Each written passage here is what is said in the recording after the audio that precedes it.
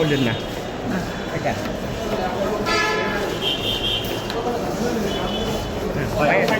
ওকে ওকে okay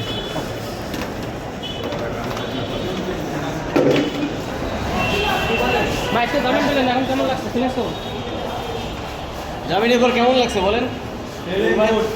good. কালকে কি রোজা রাখবেন? অবশ্যই অবশ্যই কালকে রোজা রাখবেন? অবশ্যই।